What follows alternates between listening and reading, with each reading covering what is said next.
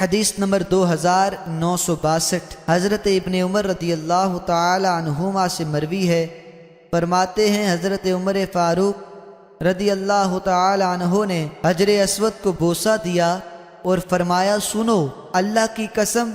مجھے معلوم ہے تو ایک پتھر ہے، اگر میں نے رسول اکرم صلی اللہ علیہ وسلم کو تجھے بوسہ دیتے ہوئے نہ دیکھا ہوتا تو میں تجھے بوسہ نہ دیتا۔ حدیث نمبر 2963 حضرت ابن عمر رضی اللہ تعالی عنہما سے مروی ہے،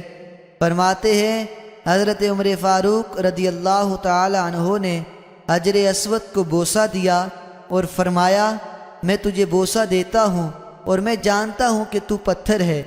لیکن میں نے رسول اکرم صلی اللہ علیہ وسلم کو دیکھا